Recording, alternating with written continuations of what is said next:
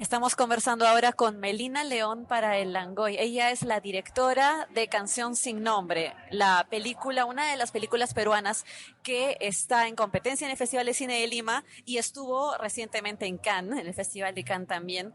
Y vamos a hablar con ella acerca de esta cinta que ha llamado tantísimo la atención al público, nuevamente no solo a ver tu película, sino acercarse al festival.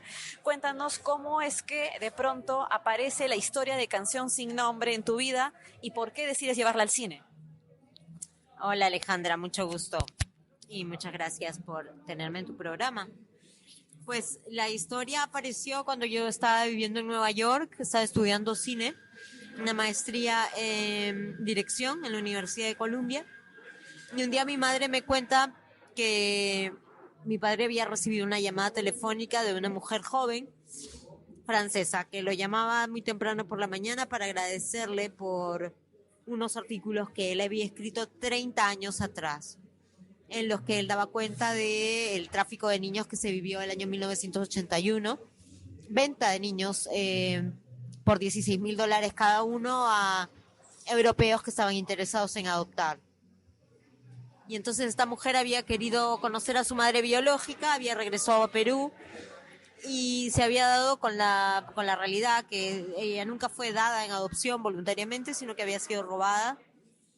Y esto, bueno, lo descubrió a través del relato de su madre, por supuesto, pero también a partir de estas crónicas que mi padre había desarrollado, ¿no? Entonces, para mí fue como muy sintomático de cómo, por más que uno quiera escapar del pasado, es imposible. El pasado va contigo o tu país, tu origen va contigo a donde vayas. Y por eso decidí escoger esta historia para mi primer largometraje. Es una historia que nosotros al verla sí sentimos que tiene tanto un valor emocional o una implicación emocional como informativa, porque nos habla mucho del trabajo periodístico, por la conexión con tu papá, pero también decías que con el pasado. Entonces, por eso es que tienes el uso del blanco y negro para poder trasladarnos a un periodo. Sí, el blanco y negro funciona. Es una de las formas que elijo yo para trasladar al espectador a los años 80, sin duda. Lo otro es que en esa época todavía las fotos no se imprimían en color, se imprimían en blanco y negro. Y mi recuerdo de la época es un poco el recuerdo de esas fotografías de los periódicos, ¿no? Salían todo el tiempo las torres eléctricas derrumbadas, los muertos, las fosas comunes. En fin, todas las tragedias estaban fotografiadas en blanco y negro. Entonces me pareció muy apropiado.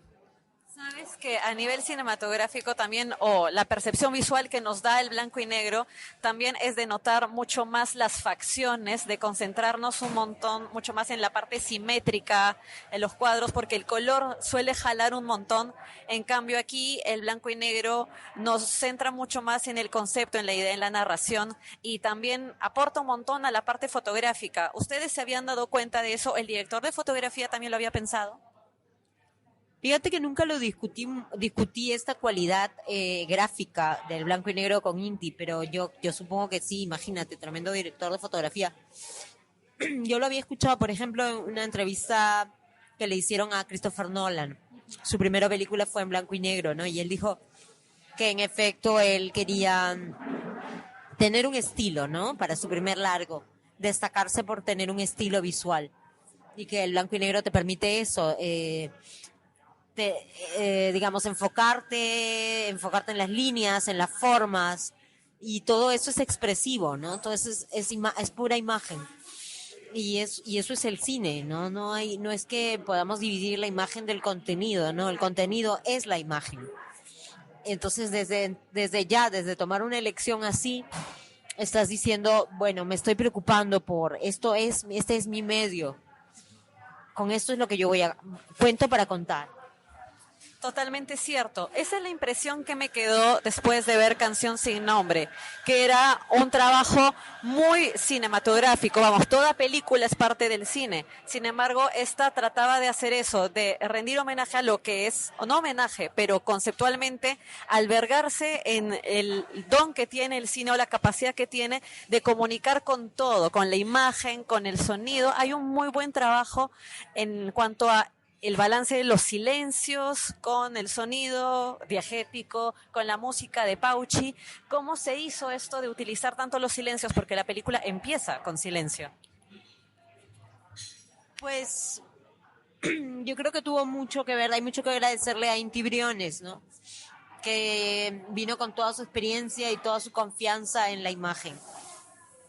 Entonces él sabía, ¿no? Que al enfrentarse a una directora que estaba haciendo su ópera prima, pues el primer defecto que tenemos los que tenemos poca experiencia es tratar de explicar las cosas para que el espectador no vaya a ser que se quede en nada, ¿no? Entonces, que no entienda. Y entonces él sabía que esa directora iba a tener ese defecto y entonces nos animaba mucho a decirnos, esto ya está, esto ya se contó, ya está, con esto basta, ¿no? Entonces analizamos el guión antes de rodar y muchas escenas las quitamos y tal, lo cual nos ayudaba también en la producción, ¿no? Todo tiene su lado práctico también.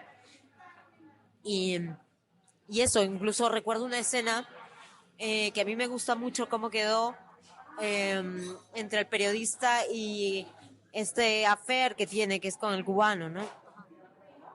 Que en ese momento de la película, bueno, todavía se está iniciando, ¿no? Y yo me acuerdo que en el guión teníamos un enorme monólogo del cubano que contaba una historia, que la historia era divina. Pero claro, Inti me dice, esto de acá en imagen, esto va a ser eterno. ¿Qué te parece si él le enciende un cigarro? Oh, bueno, tienes razón, ¿no? Claro, no hay nada sin palabras, de manera muy concisa, presenciamos una seducción. Me gusta mucho y eso atrae un montón también a la gente ahora, cómo es que se ha podido narrar sin la necesidad de usar palabras, que eso es un don maravilloso. Lo hemos encontrado en varias cintas, en el Perú no siempre. ¿Tú tienes alguna influencia para poder hacer este tipo de trabajos conceptuales un poco más silencioso? Ha sido comparada, incluso creo que tú has mencionado ya que Bela Tarr ha sido una influencia para ti. ¿Cuáles otros también? ¿Qué otros directores han marcado esa pauta? Bueno, estuvimos viendo películas mientras hacíamos la preproducción, vimos películas de Andrei Yazangev, ¿no? El ruso que hizo Loveless. Muchos directores, mucho cine asiático, por ejemplo, ¿no? El cine de Jia Shanke nos influenció mucho. De los chinos también, Zhang Yimou, las primeras películas de Zhang Yimou. Recuerdo mucho la historia de Kyuju, esta mujer que toda la película se la pasa reclamando por su marido, que le habían pegado unos policías, le habían pegado los genitales, ¿no? Y ella decía, eso no. Bueno, en fin. Tantos directores coreanos también, como ahora el que acaba de ganar la Palma de Oro. En fin, tenemos eso, mucha influencia del cine asiático que tiene la imagen como gran aliada, ¿no? Bueno, el neorrealismo italiano también, en el uso de no actores o actores no profesionales y combinar, en fin, muchísimas influencias. Pero sí, yo denotaría, marcaría esas dos, ¿no? Sí se siente un vínculo con el cine asiático y eso es súper rescatable, pero tú dime, justamente ahora, mencionando el trabajo entre actores profesionales y no actores, ¿cómo ha sido para ti? ¿Cómo ha sido trabajar esa parte de dirección actoral? ¿Cómo los has vinculado? Bueno, sobre todo tuve la ocasión de trabajar con los protagonistas, ¿no? Y entonces hemos ensayado, nos hemos conocido, nos hemos hecho amigos antes del rodaje, ¿no? Y claro, había que ahí limar algunas asperezas, ¿no? Porque ellos tienen una técnica, un modo de hacer las cosas a la cual están acostumbrados, ¿no? Y entonces, pero por suerte, pues tuve la apertura mental, la compañerismo, la gracia de Tommy Párraga para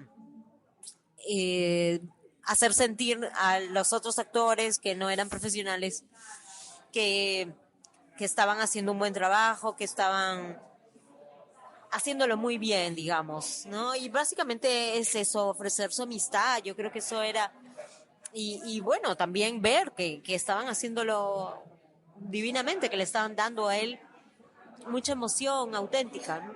Yo creo que eso fue fantástico de parte de Tommy. Y bueno, los actores naturales, un valor tremendo, ¿no? Contarles cómo iba a ser la experiencia. Incluso muchas veces trabajábamos con cámaras, se las poníamos, camaritas chicas aunque sea, pero se las poníamos cerca para ver cómo se sentían, para ver si la miraban, si les llamaba mucho la atención. Y por suerte ninguno les podíamos poner la cámara en el ojo y ellos seguían concentrados en lo que ellos tenían que hacer. ¿Saben qué es maravilloso eso? Yo no sabía que tenían unas cámaras tan pequeñas. No, En los ensayos. Claro, pero ha sido un gran aporte que hayan tenido en los ensayos eso. Sabes que la actuación de Pamela nos ha encantado también. Es una de las candidatas que suena fuerte para mejor actuación. Pamela ha tenido una transformación física notable. Eso es algo que siempre se le hace notar. Eso es algo que siempre le comentan. ¿Cómo ha sido el trabajo con Pamela? Pamela ha aportado muchísimo a la película, imagínate, ojalá que se lleve el premio, la verdad que sería muy merecido, no solamente por su transformación física, sino por su enorme esfuerzo en tener manejar el lenguaje de la manera que Georgina lo hubiera manejado. Ella es una antropóloga, entonces, pues querrámoslo o no, los que hemos pasado por una universidad, añadimos a nuestro vocabulario sin querer queriendo palabras que no, normalmente una persona que no ha pasado por una universidad no las tiene a mano, no las utiliza. O probablemente haría un quechuañol, ¿no? Eso sería lo más normal, digamos. Como es tanto migrante en Estados Unidos, ¿no? Que se ha inventado un nuevo idioma, porque lógico, uno no se olvida del idioma materno y bueno, luego tienes que emplear otro. Entonces ella hizo mucho trabajo para irse olvidando de esas palabras que había aprendido en la universidad, que hubiera sido tan feo que las vaya a utilizar, porque Georgina no había tenido esa oportunidad. Ella de alguna manera estaba representando a toda la generación de su madre, que fue la que llegó a Lima, ¿no? La migrante. Ella vino muy bebita, muy chiquita, entonces, claro, y es además su vida es una muestra de que se pueden hacer cosas. Ahí estuvo la Universidad de Villarreal para ella, para que pudiera estudiar, estuvo la familia que le ha ayudado tantísimo y en fin, ella es una persona orgullosa de ser andina, orgullosa de su cultura, de Ayacucho, fascinada además, ¿no? Y enseñando y aprendiendo tanto, como buen antropólogo y como buen ser humano inteligente. Pero también es una mujer del mundo, ¿no? Ella habla inglés y está feliz de que ahora gracias a esta película podamos viajar, nos vamos a Brasil, ya nos fuimos a Cannes, esperamos volver a Francia, en fin. Entonces, el espíritu de ella es genial y enorme, así que sería genial que se lleve el premio. Sí, es súper talentosa. ¿Y sabes qué? En la mañana, cuando comentabas acerca del personaje, tú tienes clarísimo que la historia va de Georgina y cerca de Georgina, no sé si plano igual, pero segundo, está el periodista. Sin embargo, comentabas en una charla que hubo aquí en el Festival de Cine de Lima con mujeres directoras que con tu codirector hubo una pequeña reformulación o replanteamiento porque él iniciaba escenas con el esposo de Georgina, que no es protagonista. ¿Puedes comentar también o compartir cómo ha sido esto? Claro, es mi coescritor, ¿no? Yo no tengo codirector. El co-guionista, claro, es Michael White, que es un amigo muy querido de Nueva York.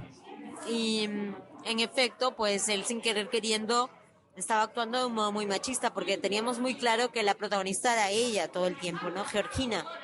Pero, claro, no, naturalmente para él, pues se identificaba muchísimo más con el esposo, ¿no? Y entonces, claro, yo me iba dando cuenta de que como él era la persona que en las primeras versiones del guión las escribía él, yo le contaba lo que quería que suceda. Efectivamente, las oraciones comenzaban con el sujeto de Leo, ¿no? Todo comenzaba con Leo hace esto, a Leo le pasa esto, y a Leo y el otro. Y luego entraba Georgina, y yo dije, bueno, acá no vamos a llegar a ninguna parte, porque el sujeto activo es Georgina, ¿no? Y más bien Leo es un personaje secundario, su esposo está ahí detrás, ¿no? Es un personaje muy importante, muy hermoso, pero nuestra relación tiene que cambiar. Y entonces, a partir de eso, me fui dando cuenta que yo tenía que pasar a tomar la batuta en la escritura y trabajar con él más bien como una persona que me daba la retroalimentación, que me daba su opinión sobre sobre cómo estaba yendo el guión. Pero tú marcabas la batuta. Sabes, nosotros los que escribimos algún tipo de crítica, a veces tenemos ciertas lecturas que no sé o siempre dudo si es que ha sido lo que el director ha pensado o simplemente estamos volando, porque a veces sucede. Pero en la película siento un montón de dualidad. Hay un personaje femenino y hay un personaje masculino. Hay uno que viene de un estrato, digamos, clase media, y ella viene de una parte bastante más marginada. Representa más la provincia y él más la capital. Ella es más el caso y él es la información. Entonces hay una parte emotiva y también hay una parte súper informativa. ¿Tú lo habías pensado de alguna manera así o es algo que ha ido surgiendo con la escritura o es algo que simplemente de pronto noto porque surgió de mi lectura? No de primera, no había pensado en lo que dices de primera mano. De primera mano uno se lanza a contar lo que tienes que contar, pero luego te vas dando cuenta de qué has hecho y vuelves a reescribir, por supuesto, a lo largo de los años. Y claro, ahí sí que me di cuenta de que había un gran potencial filosófico en la película, de observar la dualidad en todo, de observar cómo a veces el mismo personaje actúa de manera transparente y corajuda, digamos, y el mismo personaje es también cobarde y sombrío, como todo tiene una doble cara, todo tiene un trasfondo. Es un poco eso, el blanco y negro, creo. Todo está lleno de sombras, de claroscuros, ¿no?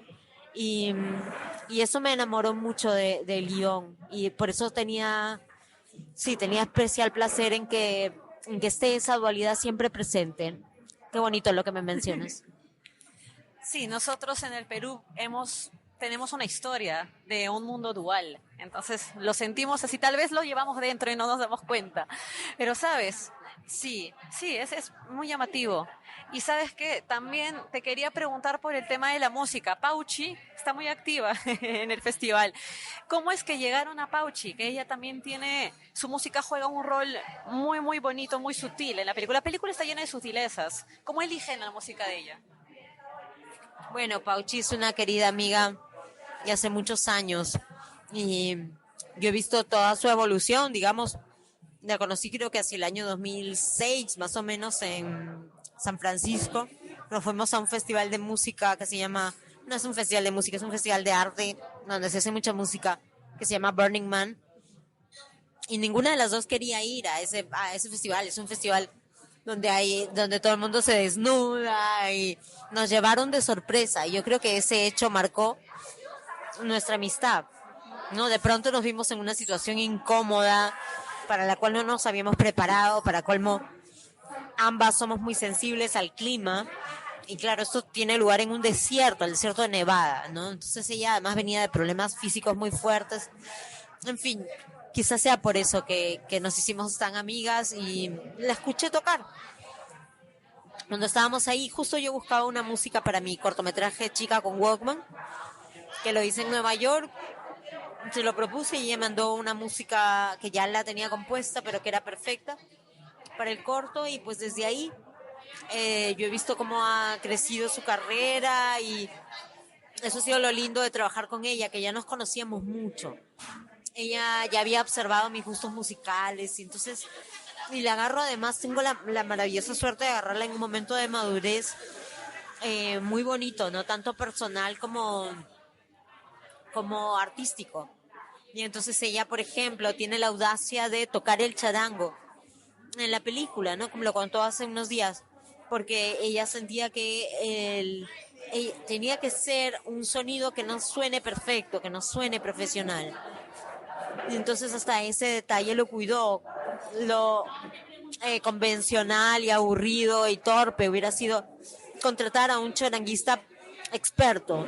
Pero no, ella dijo, no, esto tiene que sonar tiene que tener ternura, presencia humana. Qué mejor que lo toca una amateur como yo en el charango, ¿no? Y es fantástica. Es para llegar a ese nivel de comprensión del arte, de lo humano, creo que requiere años, ¿no? Y esa suerte he tenido yo y bueno, descartamos mucha música también, porque también obviamente nos equivocamos, ¿no? Obviamente, habíamos elegido un cello maravilloso, que fue todo un esfuerzo enorme grabarlo en Nueva York y quedaba muy lindo, pero fue descartado justamente porque no nacía de este desierto. Y comentabas ahora que ha habido todo un proceso. ¿Cuánto tiempo tomó hacer Canción Sin Nombre? No solo por el financiamiento, sino también por el proceso creativo. Financiamiento y tal, o sea, producción, desarrollo y producción y postproducción, en total demoró 5 años. Pero el proceso creativo, bueno, todo eso también incluye un proceso creativo, pero digamos específicamente el proceso de escribir el guión, pues échale en total, unos 4 o 5 años, pero que repito, no son 4 o 5 años de un guionista profesional, son 4 o 5 años de un par de guionistas que escriben cuando pueden escribir los fines de semana o en la noche cuando terminan sus trabajos. Entonces, es bien difícil saber realmente cuánto hubiera tomado si hubiéramos tenido algún tipo de beca que nos permita trabajar de corrido. Y hablando de eso, ¿cómo ves la situación en el Perú con respecto al financiamiento y la falta de una ley de cine, o la falta de una industria? ¿Cómo lo percibes tú como realizadora y con tu primer largometraje aquí? Yo creo que tengo un espíritu muy alegre porque yo estoy feliz con los logros del ministerio. Yo conocí el ministerio cuando era un desierto, que no era ministerio, en realidad era el CONACINE, y eran 3 gatos que tú entrabas a la oficina y eran los 3 gatos muy simpáticos, pero la verdad es que era muy triste. Eran 2 concursos, uno para cortos, uno para largos, y siempre ganaban los mismos. Y era como, Dios mío, me tengo que ir de aquí porque yo nunca voy a ganar esos premios, porque esos premios ya tienen... No te estoy sugiriendo que había ningún tipo de corrupción, pero era como... Qué esperanza de una persona nueva en algo, entrar en algo tan chiquito, ¿no? Era como teníamos cabida en los cortos, en los concursos de cortos, pero no se sentía que era muy factible entrar al mundo de los largos. Y mira, en 10, 15 años que han pasado, ha cambiado muchísimo. Entonces, sí que tengo una alegría inmensa de que ahora exista distribución automática y promoción internacional y todo eso. Todo eso era chino hace nada, ¿no? Entonces, y claro, lo de la ley de cine, bueno, es urgente, es porque todo esto además ha ido saliendo, ¿no? Digamos que no hay algo que lo proteja, tengo entendido, ¿no? Entonces ha habido un poco de factor suerte. Entonces esta nueva ley lo que pide es que, bueno, se formalice todo esto, ¿no? Se aseguren estos presupuestos para no estar en vilo todos los años, y eso me parece genial. Me apena mucho que falten cosas, que falte el tema de la cinemateca, que falte el tema de las cuotas de pantalla. Pero yo estimo que sí, los gremios lograron ponerse de acuerdo en esto, y esto es lo que plantean, pues hay que apoyarlos. Y una vez que lo tengamos, pues vamos por más.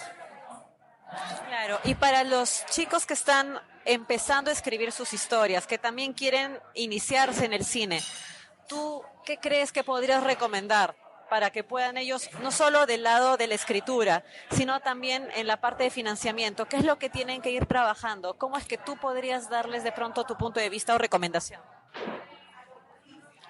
Pues yo les recomendaría 2 cosas. Van a tener que trabajar como burro y van a tener que hacer cosas que no les gustan. Pero es lo único que queda. Si realmente amas el cine y quieres hacer algo, es convertirte también en tu propio productor. Lo que no quiere decir que sigas buscando productores, pero es necesario aprender a conseguir dinero, dónde está,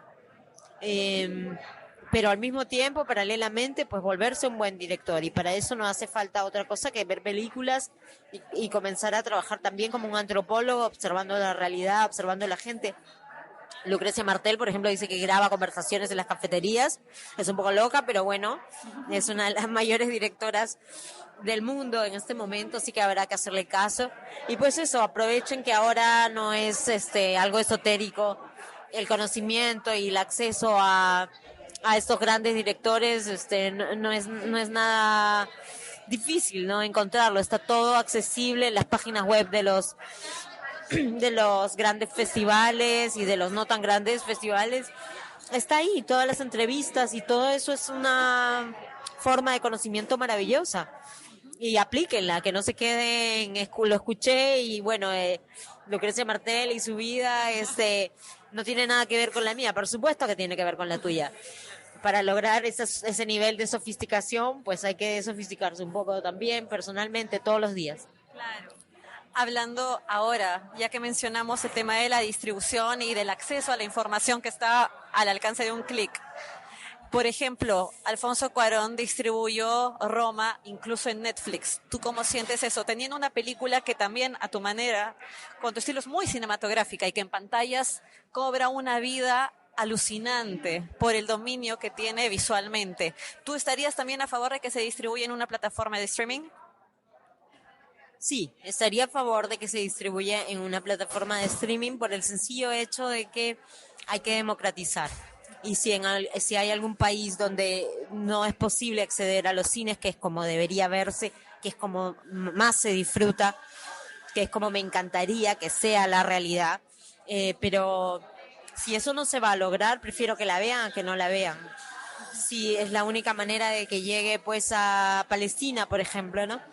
Que me encantaría, que si es la única manera de que llegue a algún país en el África, yo qué sé, cualquier país, que bravo, que vaya. Por supuesto, los que tengan ocasión de verla en el cine, es una película hecha para verse en el cine. Todo el tiempo estábamos discutiendo que el espectador iba a estar viendo un lienzo gigante y se filmó así. Y entonces, pues, bueno, ¿qué es mejor? ¿Leer sobre historia del arte con un libro en la mano, con un buen libro? ¿O quedarse ignorante porque no puedes asistir al Louvre, porque no puedes hacer un viaje a Francia, porque al Gran Museo, tal? No, lee tu libro, ve tu película. Pero claro, si tienes la opción, vete al Louvre. mira directamente cómo es un Picasso, cómo es estar frente a la Mona Lisa, cómo es estar frente a un cuadro de Jackson Pollock. Pero mientras tanto, y si no tienes los medios, cómprate tu libro de segunda mano y observa. Me has recordado mucho algo que decía Inés Barda, que las películas están para que las vean, si no, no tiene sentido que existan. Claro. Yo soy de las que piensa que yo hago las cosas para mí, en el sentido de que no para ganar plata. Y en esta cosa casi mística, ¿no? De entregar mi corazón. Pero al mismo tiempo mi corazón no es diferente al tuyo y a la señora que está comiéndose un postre a tu costado. Tenemos el mismo corazón y nos duelen las mismas cosas y soñamos las mismas cosas. Entonces, pues tiene que haber una comunión, va a haber una comunión. Están ahí las películas para esa comunión. Sabes, te acabo de mencionar a Cuarón y justamente salta, no sé si te lo hayan mencionado ya, alguna comparación con Roma, porque son dos mujeres provincianas, gestantes, sufren la ausencia de su hijo, está en blanco y negro, es muy cinematográfica, hay un gran, inmenso trabajo de dirección, es un lienzo, como tú dijiste, pero yo noto muchas diferencias. ¿Tú cómo percibes esa conexión o esa relación que hacen entre tu película y la de Cuarón?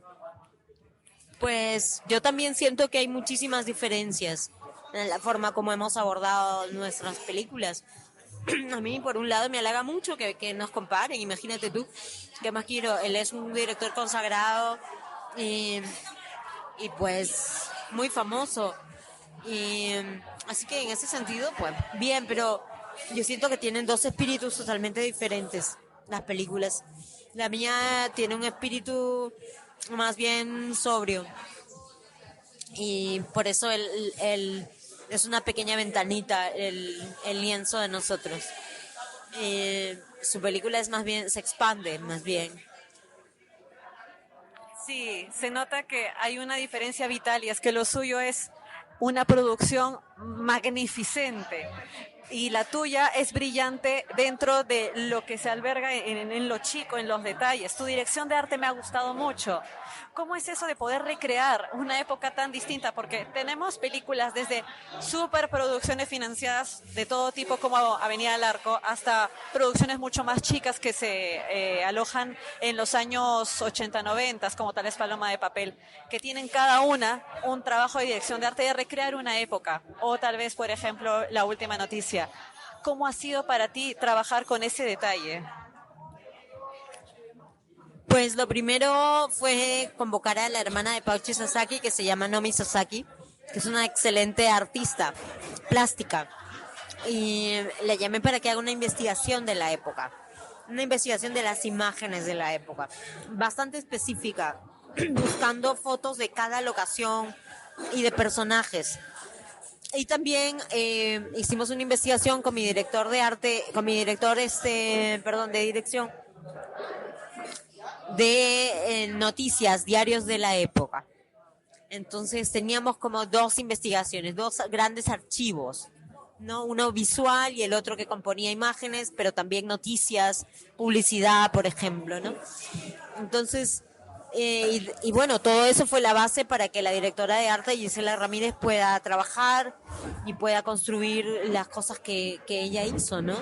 Y algunas cosas sí que tratamos de encontrar las locaciones ya listas, pero otras cosas ella tuvo que rehacerlas. Es verdad que sí, fue un trabajo muy minucioso y nos ayudó mucho el director de fotografía con su nivel de exigencia. ¿A qué te refieres con que no podemos escapar del pasado y que eso es lo que nos quieres transmitir o que se transmite en Canción sin Nombre? Bueno, lo que te quería decir es que yo volví a hablar sobre Perú, ¿no? Yo me había ido, como te digo, en el plan de estudiar cine, pero también era un plan de fuga, ¿no? De establecerme en otro lugar un poquito menos hostil para el arte. Y de hecho que lo encontré y Nueva York es todavía un sueño para mí, aunque tenga su propio nivel de hostilidad también. Pero al menos eres como que un lugar donde hay mucho acceso al cine de todo el mundo. En los cines, ¿no? Como debe ser. En las salas. Pero claro, me refiero a eso, a que yo misma volví a revisar el Perú y claro, desde los años 80. Volví a esa época no solamente con esta película, sino también con mi corto, ¿no? Mi tesis es sobre Perú, es sobre una niña, además en esa época. Entonces me refiero a esa vuelta. ¿Hay algún tema que tú crees que en el Perú sea urgente tocar en el cine? Que nos esté faltando tocar, muchísimos. En todo lado hay muchísimos temas para contar. Yo esta mañana hablaba, por ejemplo, de qué interesante sería contar historias de las mujeres de los comedores populares y cómo se asociaron, cómo me gustaría a mí estar en esas cocinas, ¿no? Donde se preparaba y se prepara todavía comida tan accesible a la gente, ¿no? Y yo estoy segura que ahí debe haber historias magníficas, ¿no? De solidaridad y de, sobre todo, esta cosa práctica, ese sentido común para seguir adelante. Yo creo que hay mucho que las mujeres, en esta capacidad de organizarnos de forma colectiva, podemos aportar. Sabes que te estás convirtiendo en una de las grandes representantes del cine peruano, con esta película que incluso recuerdo Jackie Fox dijo que Canción sin Nombre engrandecía el cine peruano. ¿Qué misión sientes que tienes ahora como una de los grandes nombres de nuestro cine? Bueno, creo que mi misión es seguir haciendo películas de calidad. Y bueno, es una deuda conmigo misma de darme esa libertad. La libertad me parece importantísima de hacer lo que uno sueña, lo que uno moverse, estar donde el corazón de uno está. Ahora mismo mi corazón sigue acá, esa es la cosa. Si me preguntas, mi corazón, digamos, mi pasión por las historias Lo que pasa es que Nueva York me da una tranquilidad increíble. La gente no me lo cree. Pero el cine no es donde está la tranquilidad, no es ahí como mi lugar de reposo, donde voy y disfruto del sol y tal. Pero la próxima historia que quiero contar es aquí. No esa, son varias que son aquí. Y pues hay que ser honestos con el corazón y es aquí donde está. Ya vendrán otras. También tengo idea de ir y filmar allá. También tengo idea de ir a filmar en Europa, alguna cosa, en Portugal específicamente. Sí, pero por ahora lo que más me llama es esto, es estar aquí. Así que, pues, y con respecto al rol, mira, yo estoy aquí porque tuve una mentora y se llamaba Nene Herrera, que fue nuestra vestuarista, que es la mujer más maravillosa que he conocido. Era una hada madrina, una amiga entrañable de todo en la vida, de bailar, de tomar, de hablar de cine, de soñar, de hablar de poesía, de enseñarme, de cuidarme, porque era una amiga igual a mí, pero también era una mentora. Y pues yo creo que en algún momento, y con lo que diga, con lo que pueda hacer, pues eso ayudarán las nuevas chicas que vengan, que quieran hacer cine. Algo que puedas decir finalmente acerca de Canción sin Nombre, que esperamos se pueda estrenar muy pronto en salas comerciales también, porque dices que vas a tener una ruta de festivales y después tal vez llegar a un estreno comercial grande acá en Perú. Sí, sin duda vamos a tener un estreno comercial, no hay duda de eso. Lo que está en duda es la fecha. La fecha a la que estamos apuntando es a finales de marzo. Pero sí, bueno, que vengan a verla, que la hemos hecho pues con la mayor honestidad de la que hemos sido capaces. Y con honestidad me refiero a búsqueda de la simplicidad, no, de la complejidad para llegar a la simplicidad y, y que todo en ella respire y nazca del Perú. En ese sentido, no hemos tomado un mayor riesgo, digamos, intelectual, que también es lindo, también es maravilloso. Hace poco vi una película que, por ejemplo, está ambientada hace siglos atrás, pero tiene elementos, varios elementos contemporáneos a propósito, que no son errores, y fueron decisiones de los directores para hacernos notar que lo que vivió este personaje, la esclavitud que vivió este personaje, sigue pasando. Y eso me parece a mí maravilloso. En el caso de nosotros, no dimos ese paso ahí como medio intelectual, nos entregamos a la emoción pura, al recuerdo y al amor máximo por el Perú. Y creo que es eso, creo que vale la pena verla por eso. Canción sin Nombre es una de las películas que más nos han gustado del Festival de Cine de Lima, ha llegado a Cannes, como ya hemos comentado. Gracias, Melina, por haber dado tu comentario. Tiene unas funciones que esperamos se encuentren en marzo y pueden revisar más información en sus redes, Canción sin Nombre Film. Alejandra Bernedo para El Langoy.